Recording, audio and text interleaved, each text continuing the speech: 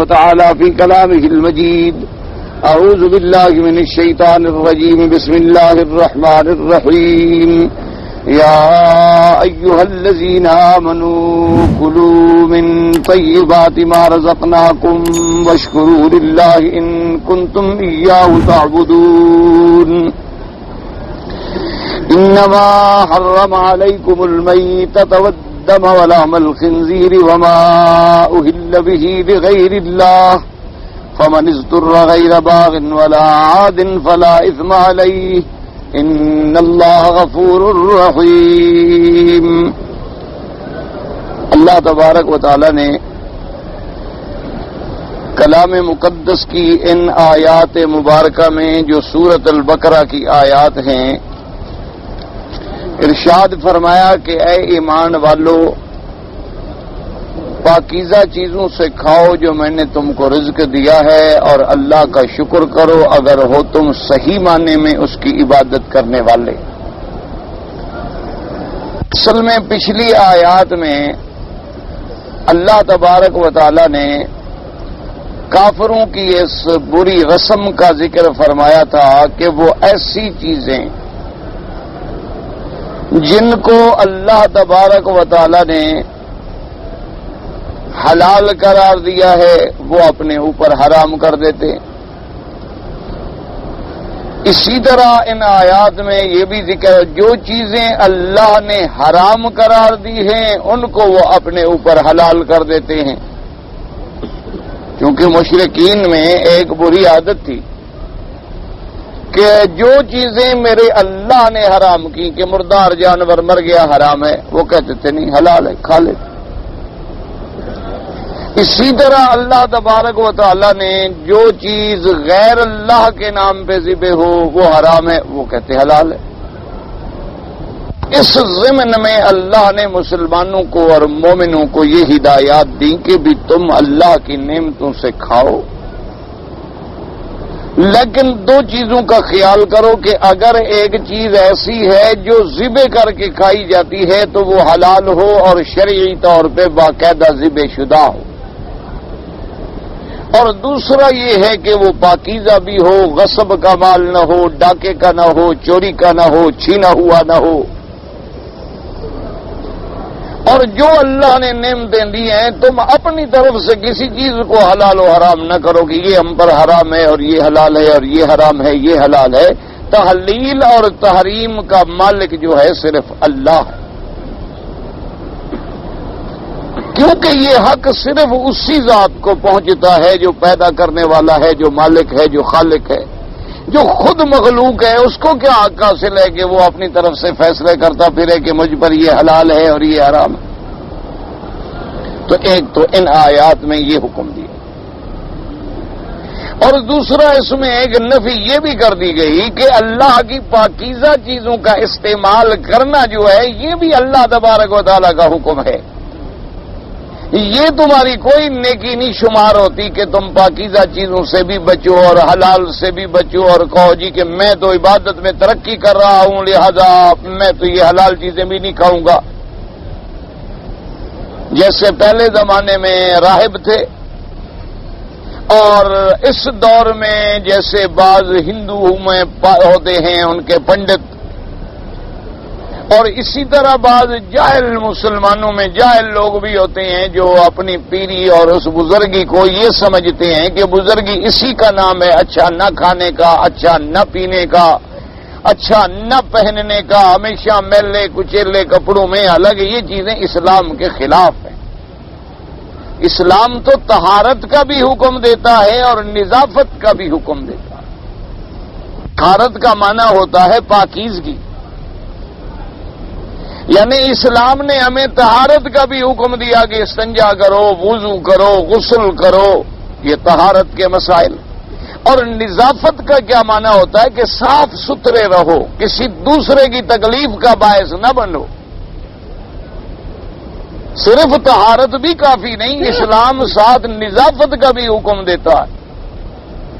جیسے کہ میرے آقا نے سرکار مدینہ صلی اللہ علیہ وسلم نے اپنے زمانہ مبارک میں اپنے صحابہ کو حکم دیا تھا، چونکہ اس زمانے میں مسجد بڑی چھوٹی تھی، مسجد رسول پاک صلی اللہ علیہ وسلم، مسجد نبوی مبارک جو ہے بڑی چھوٹی سی مسجد، اور اس کے ستون کیا تھے؟ کھجوروں کے درخت، اور چھت کیا تھی؟ کھجوروں کی چھڑیاں. یہ مسجد تھی حضور پاک صلی اللہ علیہ وسلم. اور نیچے کیا تھا؟ کنکریاں بچھی ہوئی، چھوٹی چھوٹی کنکریاں، چھوٹے چھوٹے پتھر، جیسے کسی زمانے میں آپ نے یہاں حرم میں بھی دیکھے ہوں.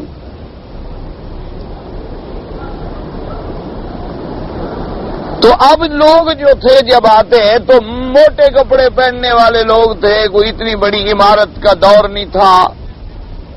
تو دور دور سے چل کے جمعہ کے لیے آتے تو لازمی بات ہے کہ پسینہ ہوتا، پسینے سے لازمی بات ہے کہ انسان کی ہوا بدن سے پیدا ہوتی ہے، کہ وہ انسان ہے تو کچھ نہیں نا جی. آپ نے دیکھا نہیں ہے انسان کے اپنی بنیاد جو ہے نا، آدمی مثلا پہنے اور پسینے میں بھیگ جائے تو ایسی بدبو آتی ہے کہ آدمی برداشت نہیں کر سکتا.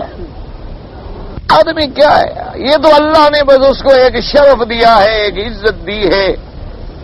اللہ تبارک و تعالی نے اسے بنی آدم بنا دیا ہے، اس کو مقام انسانیت سے نوازا ہے. اللہ نے اسے عقل و شعور اور حواس خمس سے نوازا ہے. ورنہ انسان کیا ہے؟ مر جائے دیکھو، گھر میں رکھ کے دیکھو کتنی دیر رکھ سکتے ہو؟ 24 گھنٹے کے بعد اللہ معاف کرے ایسی بدبو اٹھے گی یہ سارے محلے والے بھی بھاگ جائیں. اسی لیے دیکھا نہیں ہے کہ فوراً ان کو برف میں ڈالتے ہیں اور تلاجو میں ڈالتے ہیں کہ بھئی ذرا نقطہ انجماد سے نیچے رہے تاکہ یہ گل سڑ نہ جائے اور بدبو نہ پھیل جائے. انسان تو کچھ بھی نہیں. تو اللہ کے رسول نے حکم فرمایا کہ اپنے صحابہ کو کہ تمام صحابہ جو ہیں وہ غسل بھی کریں اور اچھے سے اچھا کپڑا جو میسر ہے ورنہ دھلا ہوا اور خوشبو لگا کے مسجد میں آئیں. اب نہانا جو ہے وہ تو طہارت تھی اور خوشبو لگانا جو ہے وہ نظافت تھی تاکہ کسی مسلمان کو تکلیف کا باعث نہ ہو. اسی لیے اسلام نے حکم دے دیا کہ اگر آپ نے بصل بھی کھائے ہیں نا، منہ میں بدبو آ رہی ہے، فرمایا جماعت میں نہ ہو، علیحدہ جا کے کہیں نماز پڑھو، کہ تمہاری منہ کی بدبو سے ساتھ والے کو تکلیف پہنچے. اسلام تو اتنا بلند و بالا مذہب ہے، اس کے اندر یہ نہیں ہے کہ تم پرانے کپڑے پہنو گے اور میلے کچیلے کپڑے پہنو گے اور جناب سوکھی روٹیاں کھا رہے ہو. اس لیے ہاں ایک ہے غریب، اس کو نہیں ملتی، وہ علیحدہ بات ہے. وہ کہتا ہے کہ بھی میں سوال کرنے سے بہتر ہے کہ سوکھی روٹی کھا لوں گا، میں سوال نہیں کروں گا، میں زمزم کے ساتھ گزارا کر لوں گا، روٹی لے لوں گا سوکھی پانی میں ڈال کے بھگو کے نرم کر کے کھا لوں گا، سوال میں نہیں کر. یہ علیحدہ بات. لیکن اللہ نعمت دے اور نہ کرو یہ منع. اسی لیے اللہ نے فرمایا کہ شکر کا یہ انداز ہے کہ میری نعمتوں کو استعمال کرو، میری نعمتوں سے فائدہ اٹھاؤ. دیکھا نہیں اسلام میں آتا ہے کہ اگر آپ سفر میں ہیں اللہ نے فرمایا کہ 4 فرضوں کے بجائے 2 پڑھو، 2 پڑھ لیا کرو. اور فرمایا جس طرح تم 4 پڑھو میں راضی ہوتا ہوں، 2 پڑھو تو میں خوش ہوتا ہوں. اس لیے کہ تم کو میں نے رخصت دی ہے نا کہ میرا بندہ سفر میں ہے، تکلیف میں ہے، آسانی ہو جائے. اور پھر اس سے بڑی رعایت کیا ہے کہ بھی 2 نمازیں بھی جمع کر لیں، یعنی ظہر اور عصر اور مغرب اور عشاء. فرق اتنا ہے کہ باقی ائمہ کے نزدیک تو ظہر آپ نے جس وقت بھی پڑھی ہے اس کے فوراً بعد آپ عصر بھی پڑھ لیں سفر میں، اور مغرب آپ نے جس وقت پڑھی ہے یا مغرب سے فارغ ہوں تو عشاء بھی اسی وقت پڑھ لیں تاکہ دونوں نمازیں آپ فارغ ہو گئے، اب آپ اطمینان سے سفر کریں گے. امام ابو حنیفہ رحمۃ اللہ علیہ اس کے اندر تھوڑا سا فرق فرماتی ہیں. وہ کہتی ہیں کہ بھی اگر اپنے اپنے وقت پہ پڑھ سکتے ہو تو پھر تو بڑی اچھی بات. اولا یہ ہے، وہ کہتے ہیں کہ قرآن نے چونکہ نماز کی توقیت و تعیین کر دی ہے، اوقات معین کر دیے ہیں، لہذا اس میں پڑھو تو زیادہ بہتر ہے. جہاں تک جمع کرنے کی شکل ہے وہ فرماتے ہیں چونکہ ایک حدیث مبارک میں یہ بھی آیا کہ حضور کو جب عرض کیا گیا کہ حضور ظہر کی نماز کا وقت ہے، آپ نے فرمایا آگے چلو آگے چلو. تو پھر صحابہ نے دوبارہ عرض کیا، کچھ دیر گزر گئی کہ یا رسول اللہ نماز، آپ نے فرمایا اور آگے چلو. پھر کافی دیر گزر گئی، پھر صحابہ نے عرض کیا حضور نماز، آپ نے فرمایا آگے چلو، پھر جا کے حضور اترے تو امام صاحب فرماتے ہیں کہ ظہر کو یعنی حضور نے آخری وقت میں پڑھا جب ظہر کا بالکل انتہا آ گئی، اور ظہر سے جب فارغ ہوئے تو عصر کو اول وقت میں پڑھ لیا، تو دونوں جمع بھی ہو گئی اور اپنے اپنے وقت میں بھی ہو گئی۔ تو بہرحال مقصد میرے کہنے کا یہ ہے کہ یہ اللہ کی کتنی بڑی رعایت، کتنا بڑا انعام ہے اپنے بندوں پر کہ بھی فرض بھی نہ چھوٹے اور میرے بندے کو تکلیف بھی نہ ہو۔ تو اللہ کی نعمتوں سے فائدہ اٹھائیں، پہلی آیت میں یہ حکم تھا۔ اب دوسری آیت کو سمجھیں، اللہ نے فرمایا انما حرم علیکم المیتۃ والدم ولحم الخنزیر وما اہل به لغیر اللہ۔ انما یاد رکھو یہ کلمہ حصر کے لیے ہوتا ہے، اس کے بعد جو چیز ذکر کی جائے معنی یہ ہوتا ہے کہ بس اسی میں یہ چیز بند ہو گئی، لیکن اور چیزیں بھی قرآن پاک میں موجود ہیں اس کے علاوہ، تو اس لیے علماء نے فرمایا کہ یہ حصر جو ہے اضافی ہے، حصر حقیقی نہیں، معنی یہ ہے کہ مشرکین کو جواب دیا جا رہا ہے حلت و حرمت کے بارے میں کہ جو تم نے حلال کیا یا تم نے حرام کیا یہ غلط ہے، حلال وہ ہے جو اللہ حلال کرے اور حرام وہ ہے جو اللہ حرام کرے۔ اس کا معنی یہ نہیں ہے کہ بس اسی کے اندر ایک چیز کو بند کر دیں۔ تو یہاں اللہ نے 4 چیزوں کا ذکر کیا ہے۔ پہلی چیز کیا ہے؟ المیتہ، دوسری چیز کیا ہے؟ الدم، اور تیسری چیز کیا ہے؟ لحم الخنزیر، اور چوتھی چیز کیا ہے؟ ما اہل بہ لغیر اللہ۔ یہ 4 چیزیں ہیں جو اس آیت میں ذکر ہے کہ یہ حرام۔ میتہ سے کیا مراد ہے؟ یعنی وہ جانور جو ذبح کیا جاتا ہے بغیر ذبح کے خود بخود مر جائے، مردار ہو گیا، یہ میتہ۔ اب یہ سمجھ لیں کہ جب میتہ حرام ہو گئی، مردار حرام ہے، اب اس کا بیچنا بھی حرام ہے، اس کی تجارت بھی حرام ہے، چونکہ حرام چیز حرام ہوتی ہے۔ صرف یہ نہیں مانا ہوتا کہ حرام چیز کا کھانا تو حرام ہو لیکن خرید و فروخت جائز ہو، یہ مسئلہ سمجھے۔ جیسے کہ بعض مسلمان ہمارے، اللہ معاف کرے، آج کل جو یورپ کے ملکوں میں ہیں، فرانس میں ہیں، کینیڈا میں ہیں اور دیگر ملکوں میں ہیں، ان کے اندر بھی یہ ایک بڑی مصیبت بنی ہوئی ہے کہ وہ شراب کی دکانیں کھولتے ہیں، شراب بیچتے ہیں۔ اچھا، بعض لوگ ایسے ہیں جن کی گوشت کی دکانیں ہیں، تو وہ گوشت کا بھی فکر نہیں کرتے، جھٹکے والا ہے، کرنٹ والا ہے، یا اللہ معاف کرے خنزیر کا بھی ہے، جو ہے گوشت ہے بس ٹھیک ہے، بک رہا ہے۔ اچھا، اب ان کو جب کوئی پوچھتا ہے وہ کہتے ہیں جی بالکل اللہ کا فضل ہے، ہم تو مسلمان ہیں الحمدللہ، کلمہ شے، ہم نے تو کبھی ان چیزوں کو ہاتھ بھی نہیں لگایا، یہ تو ہمارے لیے حرام ہے، کبھی ہم نہیں کھاتے، ہاتھ بھی نہیں لگاتے، ہم تو بیچتے۔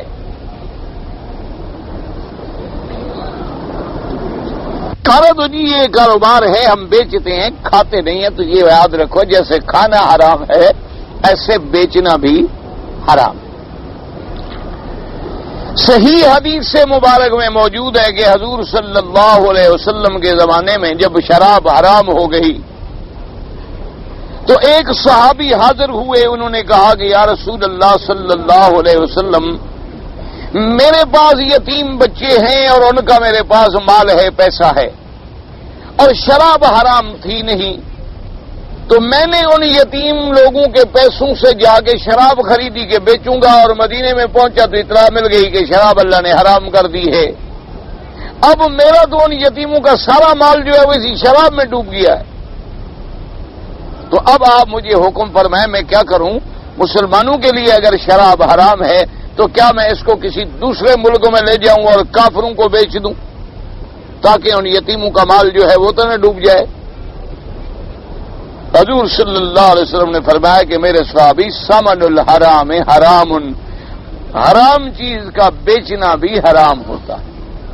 جب چیز حرام ہے، اب جو بیچو گے جو پیسہ آئے گا تو حرام کے بدلے میں آئے گا، وہ بھی حرام۔ تو لہذا یاد رکھ لو کہ کوئی آدمی مردہ جانور بیچتا ہے، مردار بیچتا ہے یا نجاسات بیچتا ہے، بالکل حرام۔ اچھا، اتنا تک علماء نے لکھا ہے کہ نجاسات اور حرام چیزیں جو ہیں ان نے کہا کہ تم اپنی مرضی سے جانور کو بھی نہ کھلایا کرو. مثلا ایک حرام چیز ہے، لیکن تم کہتے ہو اچھا بھی ٹھیک ہے، ہم انسان تو خیر نہیں کھاتے، ہمارے لیے تو حرام ہے، چلو جانور کو کھلا دوں. نہیں، نہ کھلائیں. انہوں نے کہا یہ علیحدہ بات ہے کہ تم نے کسی جگہ رکھ دی، کوئی کتا بلی آ کے کھا گئے، لیکن تم اپنی نیت سے ان کو نہ کھلاؤ. لیکن اس میں ایک مسئلہ سمجھ لیں کہ میتا جانور جو ہے وہ مردار ہے، حرام ہے، بیچنا حرام ہے، سب کچھ حرام ہے، کھانا حرام ہے، لیکن اس کی ہڈیاں یا اس کا چمڑا یا اس کے بال وغیرہ جو ہیں وہ حرام نہیں ہوتے. اللہ نے قرآن میں خود بیان فرما دیا، من اصوافها واوبارها واشعارها اساسا ومتاعا الى حین، کہ اگر تم ان کے بالوں سے، ان کے چمڑے سے، ان کی چیزوں سے فائدہ اٹھانا چاہو تو اٹھا سکتے ہو. اور اس میں اسلام نے ہمیں یہ بھی اجازت دی کہ چونکہ جانور کے بالوں میں پلیتی نہیں لگتی، نجاست نہیں لگتی، تو ان کو تو آپ ویسے بھی بیچ سکتے ہیں. لیکن چمڑے میں چونکہ نجاست اثر کر جاتی ہے تو چمڑا نہیں بیچ سکتے جب تک کہ دباغت نہ کریں، جب تک کہ چمڑے کو دھویا نہ جائے، جیسے کہ اس انداز میں دھویا جاتا ہے. نمک ڈالتے ہیں، پھر کیا کیا کرتے ہیں، موچی لوگ جانتے ہیں کہ چمڑا کیسے دھویا جاتا ہے. تو دباغت کے بعد وہ جلد جو ہے پھر وہ پاک ہو جاتا ہے. ہاں، ایک بات یاد رکھیں، خنزیر ایک ایسا پلید جانور ہے کہ جو ذبح کے بعد بھی حرام ہے، ویسے مر جائے تو حرام ہے، اور اس کا گوشت، پوست، ہڈی، بال، ہر بلا حرام ہے. ایک بات یاد رکھیں، وہ اتنا نجس العین ہے، وہ اتنا اندر باہر سے پلید ہے کہ اس کے پاک ہونے کا کوئی سوال نہیں پیدا ہوتا کہ اس کی چمڑے کو آپ رنگ دیں پاک ہو جائے. نہیں، اس کی ہڈیوں کو آپ کوئی مثلاً بعض چیزیں ہیں جو جن میں ہڈیاں استعمال ہوتی ہیں، اس کی ہڈی بھی پاک نہیں ہوتی، اس کا چمڑا بھی پاک نہیں ہوتا، اس کے بال بھی پاک نہیں ہوتے، اور اس کی کوئی چیز بھی پاک نہیں ہوتی. وہ نجس العین ہے، یعنی بالکل خالص پلید ہے. صرف بعض فقہا نے ایک قول میں لکھا ہے کہ چمڑا سینے کے لیے اس کے دھاگا بنا کر، یعنی اس کی چمڑے سے دھاگا نکالتے ہیں، اس سے اگر اور کوئی چمڑا سینے کا کام لیا جائے تو گنجائش ہے، ورنہ اس سے بھی وہ اکثر فقہا جو ہے منع فرماتے ہیں. کہ یاد رکھیں، باقی جانور مثلا مر گیا تو آپ اس کے چمڑے کو رنگ کے فائدہ اٹھا سکتے، لیکن اس کو آپ کھا نہیں سکتے. اسی طرح آپ اس کے بالوں سے بھی فائدہ اٹھا سکتے ہیں، لیکن یہ نجس العین ہے، اس سے آپ کسی قسم کا فائدہ نہیں اٹھا سکتے. اچھا، اسی طرح وہ جانور مثلا کہ جس کا تم نے گلا گھونٹ دیا وہ مر گیا تو وہ بھی حرام. وہ جانور کے جو اوپر سے گرا چوٹ لگی مر گیا وہ بھی حرام.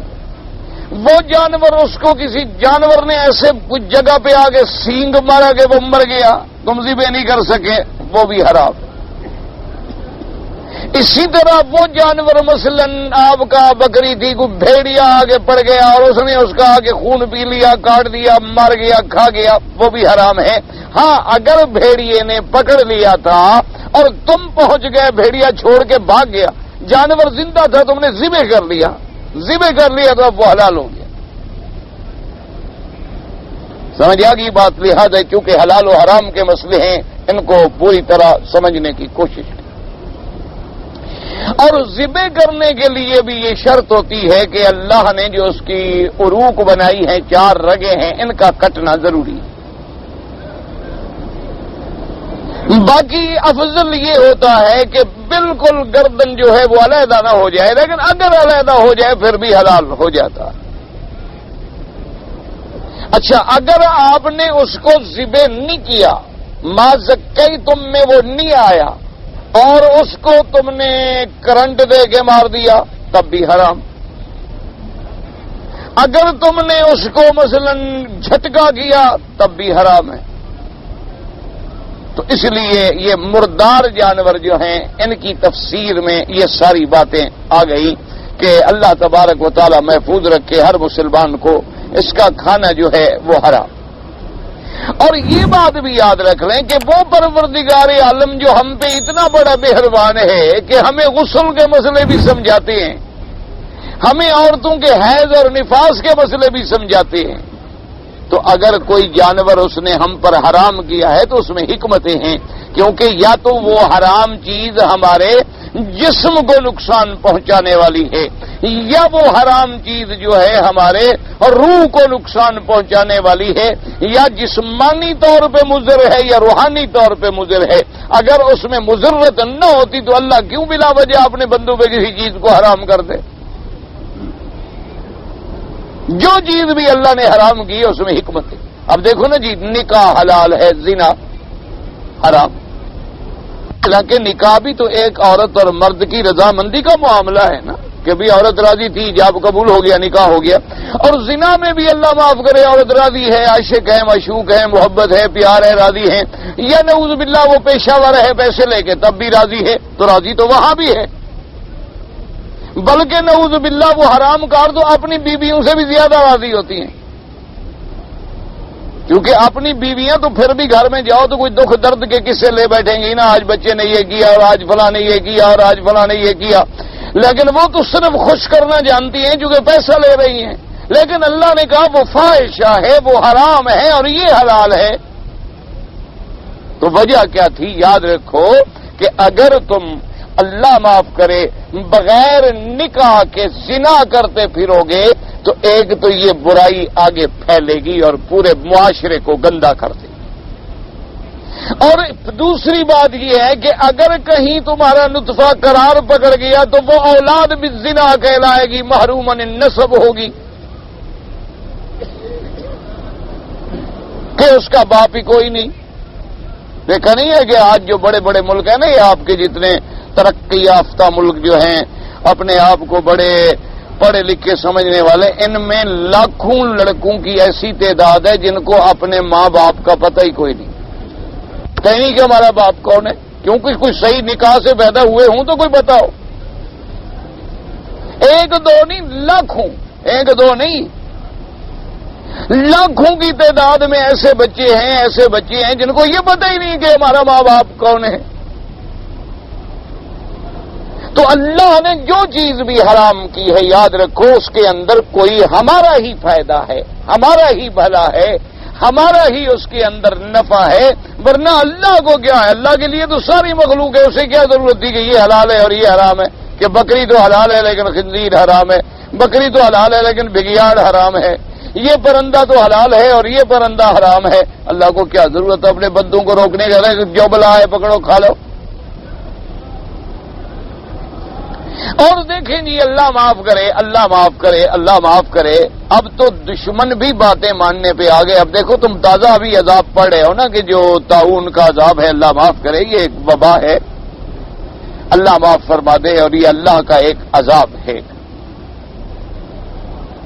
لیکن اس کا بظاہری سبب کیا ہے؟ چوہے. لیکن چھوٹا سا ایک جانور ہے چوہا، بڑے سے بڑے ہو جائے، چلو اتنا بڑا ہو جائے گا، اور کوئی بہت زیادہ بڑا ہو جائے تو بلی کے برابر ہو جائے گا. تو بہرحال ان میں اب دیکھیں، اچھا اب پھر یہ بھی دیکھو، اللہ معاف کرے، کہ وہ زندہ ہے تو کم خطرناک ہے، مرنے کے بعد زیادہ خطرناک ہے. یعنی زندہ ہے، کہیں پھر رہا ہے، خدا کی قدرت ہے، اس کا خطرناک اتنا نہیں ہے. مرنے کے بعد اس کو اگر آپ پھینک دیں، آپ نے اس کو جلایا نہیں، آپ نے اس کو مٹی میں دفن نہیں کیا تو اور کسی دور افتادہ مقام میں نہیں پہنچا، اس سے جو وبائیں پھیلتی ہیں اور جراثیم پھیلتے ہیں، اس سے یہ وبا پیدا ہوتی ہے. اصل تو اللہ کا عذاب ہے. آپ مسلمان تو ہم ہر چیز اپنے اللہ کی طرف سے سمجھتے ہیں، نفع بھی اور نقصان بھی، دکھ بھی اور سکھ بھی، تکلیفیں بھی اور ابتلا بھی اور ہر چیز. اس لیے ایک بات کو یاد رکھیں کہ پہلی نمبر پہ کیا چیز حرام ہے؟ المیتۃ. انما حرم علیکم المیتۃ، کہ مردار ہمارے لیے حرام ہے. لیکن یاد رکھو دو مردار حلال ہیں. مانا اس لیے کہ حدیث مبارک میں آ گیا، میرے آقا نے سرکار مدینہ صلی اللہ علیہ وسلم نے فرمایا احلت لنا میتتان والدمان، آپ نے فرمایا اللہ نے دو مردار ہمارے لیے یعنی دو میتا حلال کر دیے اور دو خون بھی حلال کر دیے۔ صحابہ نے پوچھا کہ وہ کون سے یا رسول اللہ؟ فرمایا ایک تو مچھلی کہ یہ اگر ذبح نہ کی جائے تب بھی حلال ہے، اور دوسرا فرمایا ٹڈی مکڑی جانتے ہو نا، یہ مکڑی بھی ایک عذاب ہے اللہ کا، آپ پڑھے تو بس فصل گئے، اللہ معاف کرے۔ اور اتنی تعداد میں یہ پھیلتی ہے اور انڈے دیتی ہے اور بچے پیدا کرتی ہے کہ اس کا کوئی حساب نہیں لگا سکتے۔ پتہ نہیں، ہم تو بڑے حیران ہوتے ہیں کہ اس نے کون سا پیر پکڑا ہوا ہے اولاد پیدا کرنے کے لیے کہ اس کی اولاد کی لینے لگی ہوتی ہیں اور منٹو سیکنڈوں میں آتی ہے، منٹو سیکنڈوں میں جوان ہوتی ہے اور تباہی کر دیتی ہے۔ اب یہ مکڑی بھی اللہ نے ہمارے لیے حلال کی ہے کہ ایسے مر گئی تب بھی حلال، ذبح کرنے کی ضرورت نہیں۔ اچھا، اور دو خون جو ہیں وہ بھی حلال ہیں۔ وہ کون سے دو خون یاد رکھیں؟ ایک تو جسے آپ کہتے ہیں جگر، اور ایک تلی، یہ بھی تو اصل میں خون ہے نا، تحال بدنے کے اندر، جانور کے اندر، جسے تلی بھی کہتے ہیں، تحال بھی کہتے ہیں، یہ بھی دراصل تو خون ہے لیکن وہ بھی حلال۔ اب پہلی چیز حرام ہوئی ہمارے لیے کیا؟ میتا۔ انما حرم علیکم المیتۃ والدم، میتا کے بعد اللہ نے فرمایا والدم، اور خون بھی حرام۔ لیکن یاد رکھو یہاں آیا خون مطلق، دم بس، لیکن دوسری جگہ اللہ نے قرآن میں فرمایا دمن مسفوحن، وہ خون حرام ہے جو بہنے والا، نکلنے والا۔ کیا مانا؟ ہم نے جانور کو ذبح کیا، اب جانور کے ذبح کے وقت میں جو خون نکل رہا ہے یہ حرام۔ اس لیے بعض لوگ ہمارے ہاں جو ہے نا جی ایک بڑی غلطی کرتے ہیں، مثلا جانور کو ذبح کرتے ہیں اور ذبح کرتے وقت چھری کو وہ دم مسفوح لگ جاتا ہے، وہ حرام دم لگ گیا، اب وہ اس کو دھوتے بھی نہیں، صاف بھی نہیں کرتے اور دوسرے جانور کو ذبح کر دیتے ہیں۔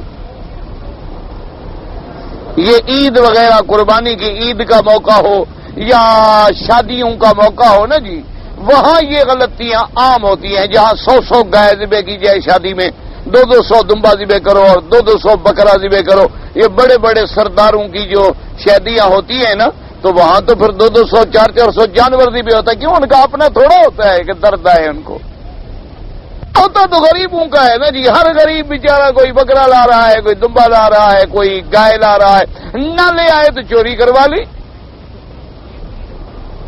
اپنا یہ کہاں ذبح کرتے ہیں؟ ہو سردار اور اپنا کھائے، پر سردار تو نہ ہوا۔ اسی لیے قدرت کی بات یہ ہے کہ ان کے ساتھ لفظ دار لگا ہوا ہے، جگیردار، سرمایہ دار، سردار، کارخانے دار۔ یہ دار مانا پتہ ہے آپ کو؟ پھانسی، یعنی آخری سزا اللہ ان کو یہی دیتے ہیں۔ کیوں؟ جو کسی پہ ظلم کرتا ہے خدا تو معاف نہیں کرتا۔ اب دیکھا نہیں ہے کہ جس شہر میں مسلمان عورتوں کو ننگا کیا گیا تھا وہیں سے عذاب شروع ہوا۔ ساری دنیا چیختی تھی کہ بھئی ان سے تعلق ختم کرو، وہی ہم مجبور ہیں، فلاں۔ اللہ نے کہا دیکھو ہم ختم کرواتے ہیں۔ ختم کرتے ہو کہ نہیں کرتے ہو؟ اب کہتے ہیں جی خدا کے لیے اس ملک کی کوئی چیز بھی نہ آئے، کیوں؟ وہ پتہ نہیں اندر بھی چوہا نکلا ہے، کوئی بلا نکلا ہے۔ تو اللہ کے نظام ہے، اللہ تو پکڑتے ہیں، ہم سمجھتے نہیں۔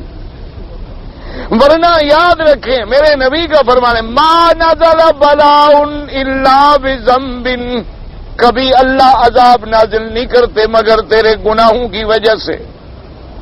وما رفعت الا بالتوبۃ، اور کبھی عذاب کو اٹھاتے نہیں جب تک بندے معافی نہ مانگیں، توبہ نہ کریں، گڑ گڑائیں نہیں، تضرع نہ کریں اس وقت تک۔ دیکھا نہیں مکے والوں نے حضور کو ستایا، انجام دیکھا کیا ہوا؟ کہ ساری کائنات سے اللہ جو رزق ان کو دے رہے تھے ایسی قحط ڈال دی کہ یہ جوتے ہیں نا، پرانے جوتے، ان کے چمڑے پانی میں ابال ابال کے کھاتے تھے۔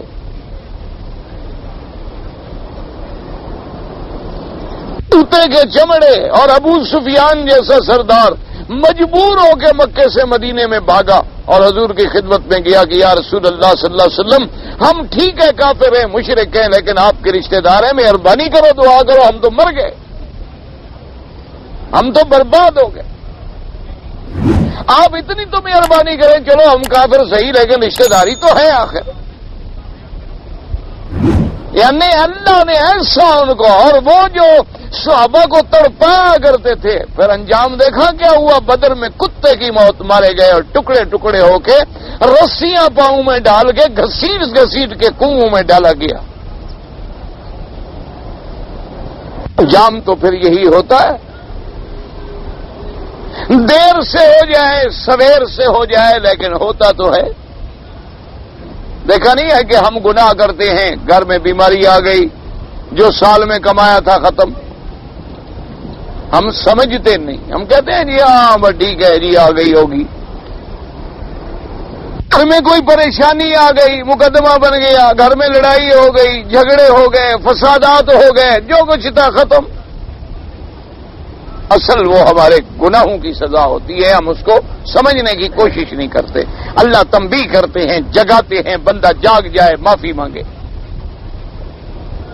تو اس لیے اب جناب پابندی ہو گئی، یہاں تو قرآن میں آ گیا دم مطلق، الدم میتۃ والدم، لیکن دوسری جگہ کو تو جب بھی گوشت دیکھیں گے تو لازمی خون اس کے ساتھ لگا، مثلا کسی نے نہیں دھویا ویسے پکا لیا تو وہ حلال ہے۔ یہ ضروری نہیں ہے کہ ہم اس کو پہلے دھو دھو دھو دھو کے سارا نکال دیں، نہیں، وہ حرام نہیں ہوتا، حرام وہ ہے جو دم مصفوح ہے، جو بہنے والا۔ اللہ تبارک و تعالیٰ نے، اچھا اب جناب جب دم حرام ہے تو اس کا بیچنا بھی حرام، اس کا خریدنا بھی حرام۔ اچھا وہ نجاسات میں ہے، نجاسات میں ہے، جہاں بھی لگے گا وہ چیز بھی حرام۔ اب صرف مسئلہ ایک الجھ جاتا ہے یہاں آنے کے بعد کہ بھی جب خون حرام ہے اور بیچنا حرام، خریدنا حرام، فروخت کرنا حرام، تو اب اگر کسی بندے کو خون کی ضرورت ہو تو پھر وہاں کیا کیا جائے؟ کسی انسان کو اگر ضرورت ہے دم کی، اللہ نے تو فرما دیا نا کلمہ حسر کے ساتھ کہ انما حرم علیکم المیتۃ والدم۔ تو بھئی اب اگر انسانی زندگی میں جیسے آپ دیکھتے ہیں نا جی ہسپتالوں میں، اللہ معاف فرمائے، یعنی آپریشن کے بعد کسی بڑے بڑے حادثوں کے بعد تو آدمی کو انتہائی ضرورت ہوتی ہے بلڈ کی، خون کی بڑی ضرورت ہوتی ہے، اور خون ہی تو ہے جو انسان کی بظاہر حیات کا ذریعہ ہے۔ فوراً ڈاکٹر سب سے پہلے یہی بات کرے گا کہ جی آپ کے مریض کا آپریشن ہے تو آپ پہلے بلڈ کا انتظام کریں، خون کا انتظام کریں۔ ہو سکتا ہے آپریشن میں خون زیادہ نکل جائے تو پھر ہم کیا کریں گے؟ اور اسی لیے آپ نے دیکھا ہوگا پوری دنیا میں کہ جہاں ڈرائیونگ لائسنس بنائیں گے وہاں آپ کے خون کا گروپ نمبر لکھتے ہیں کہ یہ اے ہے، بی ہے، نیگیٹو ہے، پازیٹو ہے، کیا چیز ہے، تاکہ خدا نہ کرے اگر کوئی ایکسیڈنٹ میں چوٹ لگ گئی تو اس وقت تو خون کا ٹیسٹ کرتے کرتے مریض مر جائے۔ وہ تو بیچارے ٹیسٹ میں ہی لگے رہے اور مریض کی تو جان ہی ختم ہو جائے، اس کا تو خون نکل رہا ہے تو فوری طور پہ اس کو اسی نمبر کا خون دے دیں۔ اچھا، اور عام قاعدہ یہ ہے کہ باپ بیٹے کا خون کا گروپ جو ہے وہ ایک ہوتا ہے، لیکن یہ شرط نہیں ہے، یاد رکھنا، کبھی کبھی تبدیل بھی ہو سکتا ہے۔ بعض لوگوں نے جو اس کو دلیل بنائی ہوئی ہے نا کہ میرے بیٹے کا گروپ ملتا ہے تو حلال کا ہے ورنہ حرام کا ہے، یہ غلط بات ہے، یہ بات یاد رکھنا، یہ غلط بات ہے۔ عام طور پہ اغلب یہ ہے، یعنی اکثریتی قاعدہ یہ ہے کہ مثلا یوں سمجھ لیں کہ 80% یہ ہے کہ باپ بیٹا بیٹی گھر میں خون گروپ ملے گا، لیکن کبھی کبھی نہیں بھی ملتا، کوئی ایسی بات نہیں، کبھی نہیں ملتا ہے خون، کوئی ضروری نہیں ہوتا کہ آدمی پھر اس کو نعوذ باللہ۔ بہت سارے لوگ اسی بنا پر اپنی اولاد کو حرام کا قرار دے دیتے ہیں کہ جی ہمارے ساتھ تو اس کا بلڈ نہیں ملتا، یہ غلط بات۔ اب مسئلہ یہ سمجھیں کہ کیا خون دینا جائز ہے یا ناجائز ہے؟ بعض علماء تو اسی طرف چلے گئے کہ ناجائز، انہوں نے کہا کہ جی خون ہے ہی حرام اور حرام میں اللہ نے شفا رکھی نہیں، ضرورت کیا ہے دینے کی۔ اور پھر یہ ہے کہ اس میں آخر ایک چیز جگہ سے کاٹیں گے اور دوسری جگہ ڈالیں گے، اور یہ بھی تقریم انسانیت کے خلاف ہے۔ لیکن یاد رکھو جمہور کا فتویٰ یہ ہے کہ اس کی مثال یوں ہے جیسے دودھ ہے. اب دودھ بھی نکالا جاتا ہے، ماں کے سینے سے نکلتا ہے اور بچے کے لیے اللہ نے غذا بنا دی ہے. حالانکہ دودھ اور خون میں اتنا بڑا فرق نہیں، اسی خون سے تو دودھ بنتا ہے. تو جیسے اس کا نقل کرنا جو ہے، اس کا انتقال ماں کے سینے سے ہو کے بچے کے لیے خوراک بن رہا ہے، بلکہ ماں پہ ضروری ہے کہ وہ اپنے بچے کو دودھ پلائے. والوالدات یرضعن اولادهن حولین کاملین لمن اراد ان یتم الرضاعہ. لیکن کب تک ضروری ہے؟ جب تک تیری بیوی ہے، تیرے بچے کی ماں ہے. اگر تم نے اس کو طلاق دے دی تو اب تیرے بچے کو دودھ پلانے کی وہ پابند نہیں ہے. یہ مسئلہ بھی سمجھ لو. یعنی ماں اپنے بچے کو دودھ پلانے کی پابند کب تک ہے؟ جب تک تیرے نکاح میں ہے، تیری بیوی ہے. اب تیرے بچے کو دودھ پلائے گی، اس کا بھی بچہ ہے، تیرا بھی بچہ ہے. لیکن تم نے اگر طلاق دے دی تو اب وہ دودھ پلانے کی پابند نہیں. فَإِنْ أَرْضَعْنَ لَكُمْ فَآتُوهُنَّ أُجُورَهُنَّ. اللہ نے فرمایا اگر طلاق دینے کے بعد تم نے اس کی ماں سے کہا کہ بچے کو دودھ پلاؤ تو پھر اس کو اجرت دو، پھر اس کو مزدوری دو. تم دوسری دایا جو رکھو، کوئی اور عورت رکھ کے دودھ پلاتے تو اس کو تم پیسے دیتے تو اس کی ماں کو کیوں نہ دو بھائی؟ پھر اس کو بھی حق ادا کرو. اگر وہ کہے میں نہیں پلاتی، ٹھیک ہے نہ پلائے، آپ کو پھر اور عورت رکھنی پڑے گی. تو ان علماء نے فرمایا کہ جیسے دودھ کا دینا. اچھا اسی طرح علماء نے لکھا، فقہا نے، کہ ان یسعت الرجل بلبن المرأۃ، کہ اگر کسی بیماری میں کسی عورت کا خون دودھ لے کے مرد کے ناک میں ڈالا جائے، انہوں نے کہا ٹھیک ہے کوئی بات نہیں، جائز ہے. تو اس لیے علماء نے کہا کہ خون جو ہے وہ اب چونکہ اس کے لیے کانٹ چھانٹ کی بھی ضرورت نہیں ہے، سرنج سے خون لے لیا اور دوسرے کو سرنج سے دے دیا. کوئی اس میں اہانت بھی بنی آدم کی نہیں ہے، انسانیت کی توہین بھی نہیں ہے. لیکن جمہور نے ایک شرط لگا دی ہے، سمجھ لیں. وہ شرط کیا ہے؟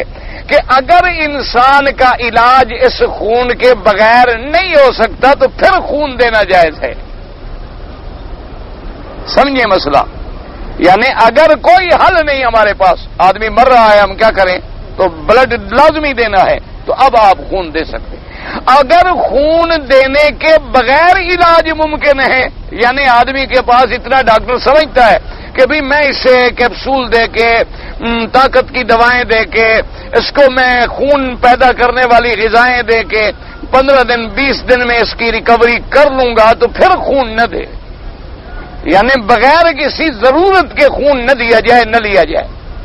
اگر اضطرار کی کیفیت آ جائے کہ مریض کا بچنا اس کے بغیر ممکن نہیں ہے، اس کے بغیر حل نہیں ہے، تو پھر جو ہے خون کا دینا لینا جو ہے جائز ہو جاتا ہے اور اس کا چڑھانا جو ہے وہ جائز ہو جاتا ہے. اچھا اسی طرح علماء فقہا نے یہاں یہ بات بھی لکھی ہے کہ کوشش یہ کرو کہ اگر کوئی خون دے تو وہ عطیہ دے، خون کو بیچے نہیں، کاروبار نہ بنائے. اور یہ دیکھیں اللہ کی حکمت ہے، جب سے یہ کاروبار بنا ہے نا جی، اللہ معاف کرے، اللہ معاف کرے، لوگوں نے پتہ نہیں کیا کیا بلائیں کھا کے خون دینا شروع کیا کہ مریض اور مرنے شروع ہو گئے، مصیبتیں پیدا ہو گئی.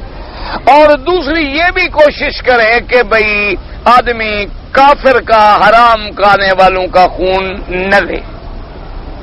ہاں اضطرار میں تو جیسے میتا حلال ہو جاتی ہے پھر وہ بھی حلال ہو جائے گا. جب مجبوری ہے، موت آ رہی ہے، تو اب ہم اس وقت تھوڑا دیکھنے کھڑے ہوں گے کہ یہ جناب کس کا خون ہے، پھر اچھے کا ہے، برے کا ہے، فلاں ہے. تو اللہ تبارک و تعالیٰ معاف کرے. میرے ایک دوست ہے، وزیر بنے، تو ان کا ایک دفعہ ایکسیڈنٹ ہوا تھا، تو ایک دوست نے ان کو خون دیا. اتفاق سے ہم وہ وزیر تھے، تو بہرحال جب ملے تو اس دوست نے اس سے کہا، اس نے کہا کہ یار عجیب آدمی ہے، جب سے تم وزیر بنے ہو تمہارے اندر حیا نہیں رہا، کرسی پہ بیٹھتے گئے ہو تم ہماری وہ صاحب کا دوستی بھی بھول گئے. اس نے کہا نہیں یار، اصل حیا اس دن نہیں رہا جب سے میں نے تمہارا خون لیا تھا. وزارت کا اس میں قصور نہیں، تمہارا خون جو مجھے دیا گیا تھا اسی دن سے میرا حیا ختم ہو گیا. تو بہرحال یعنی ایک مذاق کی بات تھی، وہ تو ایک لطیفے کی بات تھی، لیکن بہرحال خون کا اثر تو آئے گا نا. دیکھو نا جی، ماں بیٹے میں یا والدین میں، ایک رشتہ داری میں ایک خون کا بڑا تعلق ہوتا ہے، ایک اثر ہوتا ہے. آپ نے دیکھا نہیں کہ بدر کی رات حضور صلی اللہ علیہ وسلم نے جب عباس کو کراہتے ہوئے سنا، حضرت عباس کو، حضور صلی اللہ علیہ وسلم پریشان ہو.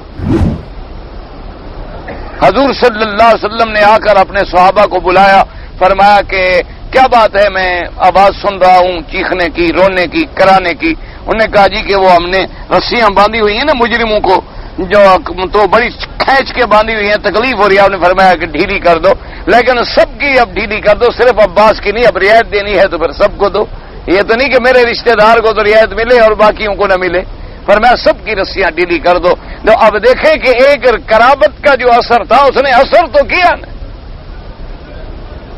اثر تو ہوگا، لازمی بات ہے کہ اثر ہوگا.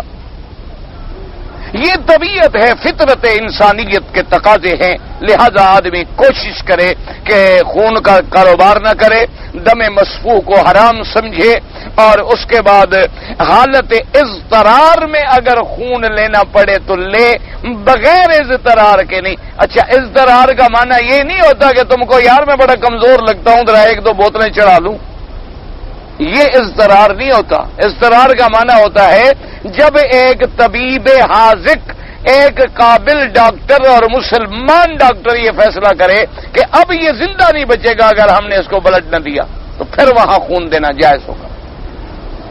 تو یہ معنی نہیں ہوتا کہ آپ کہہ دیں کہ جی آپ میں ذرا کمزوری محسوس کر رہا ہوں اور یہ کر رہا ہوں اور وہ کر رہا ہوں. اور ویسے بھی بہرحال جتنے اعلیٰ ڈاکٹر ہیں نا، بڑے بڑے ڈاکٹر جو ہے ماشاءاللہ، تو وہ بھی یہ کہتے ہیں کہ ہم بھی کوشش کرتے ہیں کہ حتی الامکان بلڈ ٹرانسفر جو ہے یہ سے بچیں، کیونکہ وہ کہتے ہیں کہ اس کا مستقبل میں جا کے بڑی بڑی پیچیدگیاں پیدا ہو جاتی ہیں، بڑی بڑی خطرناک چیزیں پیدا ہو جاتی ہیں. تو کہتے ہیں ہم بھی بڑی کوشش کرتے ہیں اور ہر ممکن کوشش کرتے ہیں. جیسے آج کل اللہ معاف کرے ایڈ کی بیماری پھیلی ہوئی ہے، اللہ معاف کرے، اللہ معاف کرے. تو وہ ایک ایسی بلا ہے کہ اگر کسی ایڈ والے کا خون آپ نے لے لیا اور آپ کے بدن میں چند قطرے چلا گیا، بس آپ بھی ختم. یعنی اللہ معاف کرے اگر اس کی یعنی وہ سرنج جو ہے جس سے اس کو ٹیکا لگایا گیا، وہی سوئی اگر تمہیں استعمال کر دی گئی تو تمہیں بھی فوراً ہو جائے گی ایڈ. اسی طرح طاعون ہے، اگر اس کو جو انجیکشن دیا جا رہا ہے وہی سوئی تمہیں لگا دیں، فوراً جراثیم تمہارے اندر بھی آ جائیں گے. تو یہ بہت بڑی یعنی عذاب والی چیزیں ہیں. اللہ تبارک و تعالی ہر مسلمان کو محفوظ رکھے. اور یہ ایسی بیماریاں ہیں کہ اب تو یورپ خود پریشان ہے. یعنی آپ حیران ہوں گے کہ وہاں پر لوگ اپنی بیوی سے ملتے ہوئے ڈرتے ہیں، پتہ نہیں کہ اس کو کوئی ایڈ نہ ہو. کیوں؟ بیوی محفوظ تو ہوتی نہیں نا. بیوی کیا محفوظ ہوگی جہاں آدمی پوچھ بھی نہ سکتا ہو بیوی سے کہ جی آپ نے رات کہاں گزاری تھی. تو محفوظ ہونے کا کیا تعلق ہے؟ وہ تو ہمارے ہاں دیہات میں ایک مثال ہے نا جی، کہ انہوں نے کہا تھا کہ بھیڑیے نے کہا تھا، کسی نے کہا بھیڑیے کو کہ جناب بکریاں تو چرا دیا کرو ہماری. خود نے کہا جناب ہم تو خادم ہیں، جوتا دو نہ دو چرا دیں گے. بھیڑیے کو جب آپ بکریاں چرانی دیں گے تو وہ جیسے بکریاں چرائے گا پھر اس کی تو آپ اندازہ کر سکتے ہیں. تو جو عورتیں ہر وقت بھیڑیوں کے ہاتھ میں رہیں ان کے پاک ہونے کا کیا سوال پیدا ہو سکتا ہے؟ سوال پیدا نہیں ہو سکتا. اللہ تبارک و تعالی معاف فرمائے. تو یہ دو چیزیں یہ ہو گئی، انما حرم علیکم المیتۃ والدم ولحم الخنزیر. اللہ نے فرمایا اور خنزیر کا گوشت. یاد رکھو. اچھا یہ بات جو جاہل کہتے ہیں نا جی خنزیر کا نام لو نا جی تو 40 دن نماز ہی نہیں ہوتی. یہ عجیب عقیدے ہیں. کہ اصل وجہ پتہ کیا ہے؟ یعنی خنزیر کا نام لے لیا 40 دن تو نماز سے چھٹی ہو گئی. اصل مقصد ان کا یہی ہوتا ہوگا کہ چلو بھی 40 دن تو چھٹی ہو جائے نا، فائدہ تو ہوتا نہیں، پھر پڑھنے کی کیا ضرورت. وہ اللہ کے بندے خدا کا خوف کرو. ایسی چیزوں کا نام پھر خدا نے قرآن میں ذکر کر دیا ہے. یعنی پھر قرآن پڑھنے سے اگر کوئی آدمی یہی آیت نماز میں پڑھے، خود نماز میں، تو کیا خیال ہے اس کی نماز نہیں ہوگی؟ وہ قرآن نہیں پڑھ رہا. کوئی عقل کریں، سمجھے مسلوم کو. اچھا لحم الخنزیر کا کیوں ذکر آ گیا؟ اس لیے ذکر آ گیا لحم الخنزیر کا کہ ذکر آ رہا تھا ان چیزوں کا کہ جو حرام ہے وہ کھاتے تھے، تو کھایا چونکہ گوشت جاتا ہے اس لیے گوشت کا ذکر کر دیا گیا.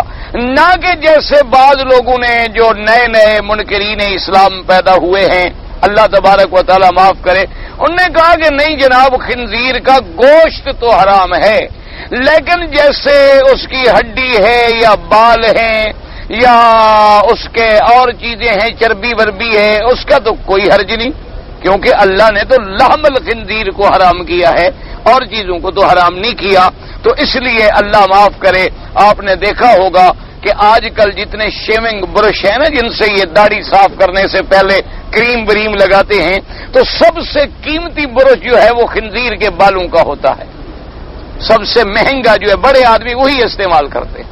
اللہ نے فرمایا تم نے اگر میرے نبی کے دین کو چھوڑا ہے تو میں بھی روزانہ سور کے بال تیرے منہ پہ پھرواؤں گا، فکر نہ کرو۔ قدرت تو انتقام لیتی ہے نا، دیکھو نا، خدا کا سجدہ چھوڑ دو تو پھر کتنے سجدے کرنے پڑتے ہیں، پھر 35 کروڑ دیوتے کو سجدہ کرنا پڑتا ہے، پھر جہاں کوئی دیوی دیوتا آیا سجدہ، سانپ دیکھا تو سجدہ، درخت دیکھا تو سجدہ، جمنا دیکھی تو سجدہ، گائے دیکھی تو سجدہ، باپو دیکھا تو سجدہ، کوا دیکھا تو سجدہ، بیماری آ گئی تو سجدہ، چیچک کو سجدہ، لنگم کو سجدہ، آزائے تناسل کو سجدہ۔ وجہ کیا ہے کہ خدا کا ایک سجدہ چھوڑا تو اللہ نے پھر کتنا تمہیں در در پہ ذلیل کر دیا۔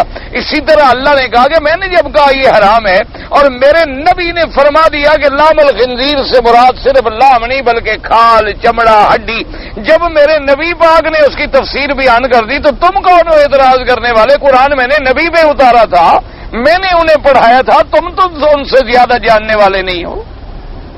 تو یاد رکھیں کہ خنزیر کی ہر چیز جو ہے وہ حرام۔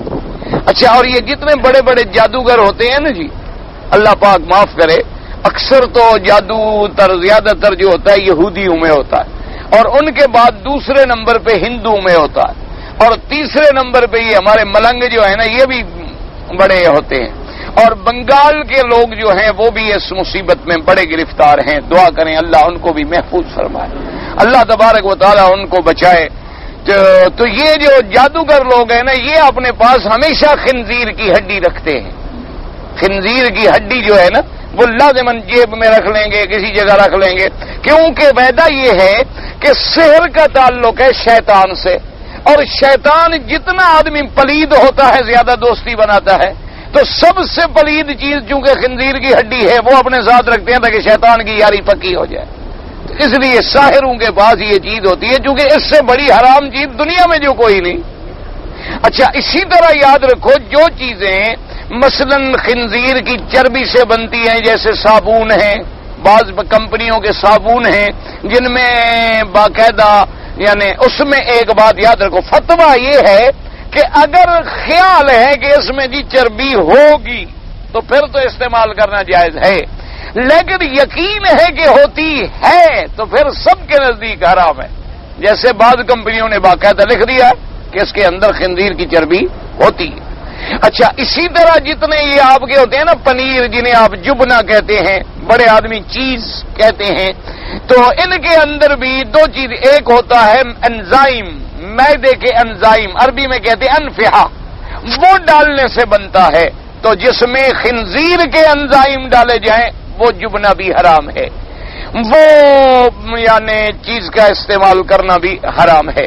اچھا، جتنے بعض ہیئر کریمیں ہیں ان کے اندر بھی خنزیر کی چربی کا استعمال ہوتا ہے، یا جتنے برش ہیں جن میں اس کے بالوں کا استعمال ہو، تو بہرحال خنزیر کے اجزاء، چاہے بال ہے، کھال ہے، ہڈی ہے، دانت ہے، کوئی چیز بھی ہے، اس کا استعمال کسی بھی شکل کے اندر اللہ نے حرام قرار دیا ہے، کیونکہ یہ نجس العین ہے۔ اللہ تبارک و تعالی ہر مسلمان کو حرام سے بچائے اور حلال کھانے کی توفیق دے۔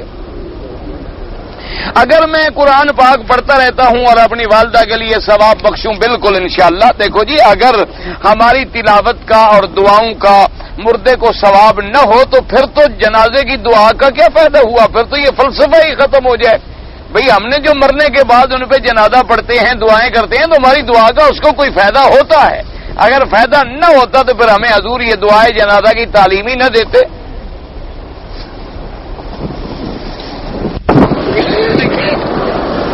کہتے جی کہ اچھا جی، اب ہم گھر سے نکلتے ہیں تو راستے میں کوئی بھی سورت پڑھتے آتے ہیں، راستے میں ملتے ہیں. ہاں اگر آپ گھر سے نکلتے ہوئے قرآن پڑھ رہے ہیں، کسی نے کہہ دیا السلام علیکم، اب اس کو تو پتہ نہیں ہے کہ تم پڑھ رہے ہو، تو لہٰذا تم چپ کر کے سلام کا جواب دے کے پھر بسم اللہ پڑھ کے اپنا پڑھنا شروع کر دو.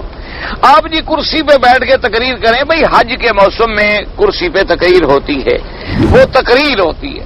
اب چونکہ درس ہے اور سارے حضرات کتابیں لے کے بیٹھے ہوتے ہیں، اس لیے اچھا نہیں لگتا. ویسے جائز ہے لیکن بس طبیعت ہے. میری نانی فوت ہو گئی، اللہ قبر پہ رحمت فرمائے. جو بھی فوت ہو گئے، طواف کیا، صفا کیا، بال کاٹنے کے قبل اپنی بیوی بچی کے بعد ہم نے یعنی احرام باندھا، عمرہ کیا، صفا مروا دوڑ لیا. اپنے بال نہیں کاٹے تھے کہ میں نے اپنی بچی اور بیوی کے بال کاٹ لیے، کوئی بات نہیں، بالکل ٹھیک ہے. نماز جنازہ فرض کفایہ ہے. بھائی اتنے مجھے اتنا لمبا چوڑا اب نہ میرے پاس ٹائم ہے نہ میں پڑھ سکتا ہوں. مغرب کی قضا نماز جماعت میں پڑھنے میں آہستہ آواز میں پڑھ سکتا ہوں. تو آپ قضا جب کریں گے تو قضا تو آپ جماعت میں نہیں کریں گے، علیحدہ ہی کریں گے، تو آہستہ پڑھیں گے. کوئی آدمی قیامت کے دن عمرہ کرنے کا حق ادا نہ کرنے سے، ہاں کسی آدمی نے اگر کسی کو کوئی معاوضہ دیا تھا کہ میری طرف سے حج کریں، اس نے نہیں کیا تو بالکل پکڑا جائے گا. اگر کوئی آدمی جانور سے بدفعلی کرے، پہلے تو توبہ کرے اور اس کے بعد یہ ہے کہ سخت سزا ہے، جانور کو بھی دفن کر دیا جائے ذبح کر کے اور اس کو بھی سزا دی جائے. ایک ہمارا آدمی ہے ٹوپی نہیں پہنتا، اللہ ہدایت دے. بعض لوگ بھائی کپڑے نہیں پہنتے، یہ تو صرف ٹوپی ہے. آج کل تو عورتیں ماشاءاللہ کپڑے نہیں پہنتی، تم تو مرد کی ٹوپی کو رو رہے ہو. آج کل تو ماشاءاللہ عورتیں اللہ کی رحمت سے ماشاءاللہ کپڑے نہیں پہنتی. جو پہنتی ہیں وہ بدن چھپانے کے لیے نہیں، بدن چمکانے کے لیے ہوتے ہیں، چھپانے کے لیے نہیں ہوتے. ہم واسطے دعا سیدھی اللہ سے مانگیں، کسی کے وسیلے سے نہ مانگیں. عورتوں کی طرف سے بھی قربانی ہوتی ہے، بالکل ہوتی ہے. کیوں عورتوں کی قربانی کیوں نہیں ہوتی؟ عورتوں کے جو زیورات وہ پہنتی ہیں، امام شافی، میں شافی مسلک پہ ہوں، زکوٰۃ دینی ہوگی. صرف امام احمد ابن حنبل رحمۃ اللہ علیہ کے نزدیک جو عورتیں زیور پہنے ہوئے ہیں ان پہ زکوٰۃ نہیں ہے. کہتے ہیں کہ میری شادی کو 8 سال ہو گئے اور حمل بھابھی کا ضائع ہوا 4 دفعہ. کہتے ہیں کہ جادو ٹونا. بھائی مجھے تو پتہ نہیں لگتا جادو ٹونے کا ہے یا نہیں ہے، اللہ عالم. بہرحال آپ مکے میں ہیں، آپ طواف کریں، زمزم پئیں، زمزم پلائیں، دعا کریں، علاج بھی کرائیں، دوا بھی ہو، دعا بھی ہو. یہ ضروری نہیں ہوتا کہ بس ہمارے یہاں. مصیبت یہ ہے کہ ہندوؤں کی وجہ سے ہمارے عقیدے ضعیف ہو گئے. یہ جادو شادو انگریزوں کو بھی نہیں ہوتا، کافروں پر بھی نہیں چلتا، یہودیوں پر بھی نہیں چلتا، یہ چلتا بھی سارا ہم مسلمانوں پر ہے. اللہ کے بندے ٹھیک ہے جادو ہے، لیکن یہ بھی نہیں کہ جو بات ہو جائے ہم فوراً کہتے ہیں ہاں فلاں عورت نے جی جادو کرایا ہوا، تاکہ اور شیطان لڑاتا ہے کہ تاکہ ان کے خاندانی تعلقات بھی ہمیشہ کے لیے ختم ہو جائیں. اور اللہ کے بندے لاکھوں عورتیں ہیں جن کے حمل ضائع ہو جاتے ہیں، سب پہ جادو ہوا ہے. کوئی جادو وادو نہیں ہوتا. آپ دوا بھی کرائیں اور آپ زمزم بھی پلائیں، اسی نیت سے اللہ خیر کریں گے. میں نے قسم کھایا تھا ایک آدمی کو کہ پستول مار دوں گا. یہ جھوٹا قسم ہے. قسم توڑ دو، پستول نہ مارو، قیامت میں قتل عامد میں جہنم میں پڑو رہو گے. سمجھ آ گئی بات؟ قسم توڑ دو اور 10 مسکینوں کو کھانا کھلا دو. پستول مارنا تو بڑا آسان ہے، لیکن جہنم کی آگ میں جلنا بڑا مشکل ہے. مارنا تو بڑا آسان ہے، ڈز ہوتا ہے، ٹھیک ہے، سیکنڈ بھی نہیں لگتا. لیکن سوال یہ اس کے بعد من یقتل مؤمنا متعمدا فجزاؤہ جہنم خالدا فیہا، وہ سزا بڑی سخت ہے. اللہ پاک اس سزا سے بچائے. میری بیوی کا طواف زیارت حیض کی وجہ سے رہ گیا تھا. اب ہم دونوں میاں بیوی دبئی سے آئے ہیں. اچھا کیا ہے آپ نے. اب طواف زیارت بھی ادا کرے، صفا مروہ بھی کرے اور استغفار بھی پڑھو. اور چونکہ انشاءاللہ اتنے عرصے میں آپ ملتے بھی رہے ہوں گے، آخر میاں بیوی کب علیحدہ رہ سکتے ہیں؟ حج کہاں رہ گیا، اب تو ماشاءاللہ ربیع الثانی آ گیا ہے. تو بار صورت یہ ہے کہ بعض ائمہ تو فرماتی ہیں کہ آپ ایک بدنہ یعنی ایک اونٹ یا ایک گائے ذبح کریں. اگر اتنا نہ ہو تو کم از کم ایک دم تو ضرور دیں. ہمارے پاس جو پیسے ہیں وہ دوسرے آدمیوں کے پاس قرض ہیں تو ان کی بھی زکوٰۃ ہے. بالکل زکوٰۃ ہے. کیوں زکوٰۃ نہیں؟ قرض بینک کے پاس جو ہے وہ بھی تو قرض ہے، ہمارے پاس تو نہیں ہے نا.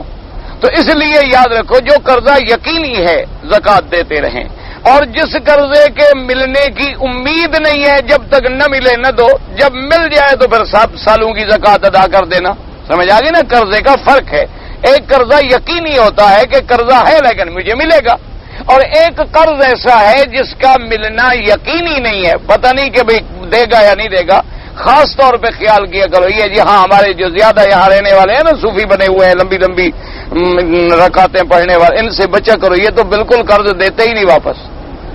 ایک آدمی میرے پاس آ گیا، ماشاءاللہ اتنی بڑا بزرگ میں نے دیکھا، میں نے کہا سبحان اللہ یہ تو پہنچا ہوا آدمی ہے، کوئی اللہ والا ہے. کہتا ہے جی ہم نے پیسے دے دیں، میں غریب آدمی ہوں، ٹوپیاں سیوں گا اور کھاؤں گا، حج میں گزارا کروں گا اور آپ کو استاد جی پیسے دے دوں گا. ٹھیک ہے لے دیا ہوئے، دے دی، آ جائے گا. اب کیا کرے یار؟ انا للہ.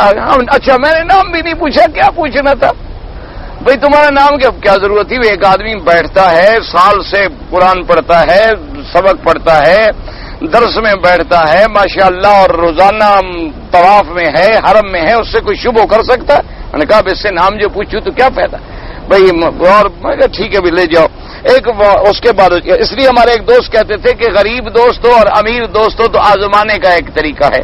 اگر دوست بڑا آدمی ہو تو اس سے قرضہ مانگ لو، اگر غریب ہو تو اس کو قرضہ دے دو، انشاءاللہ جان چھوٹ جائے گی، پھر نہیں آئے گا. اللہ کی رحمت ہوگی. چلو ملنے سے تو جان چھوٹ جائے گی نا، وقت تو بچ گیا، پیسے گئے لیکن جان تو بچ گئی. نفلی طواف کے بعد 2 رکعت جو ہیں بالکل ہر طواف کے بعد 2 رکعت مقام ابراہیم پہ یا حرم میں جہاں مرضی ہے پڑھیں. نمازیوں کے آگے نہ گزریں، اگر گزرنا پڑے تو اتنی دور گزریں کہ سجدے والی جگہ سے نہ گزریں. اگر امام کے پیچھے صف ہے پھر 2-3 صفیں چھوڑ دیں، نماز تو ہو جاتی ہے لیکن کوشش کیا کریں کہ صفیں ملی ہوئی ہوں.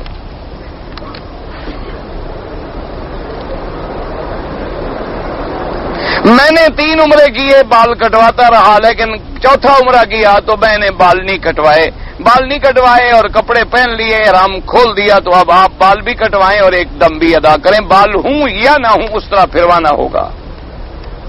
بال اگر ہوں گے نہ ہوں گے تب بھی آپ کو عمرہ جو ہے ادا کرنا ہوگا. واللہ تعالی عالم وعلمہ اتم.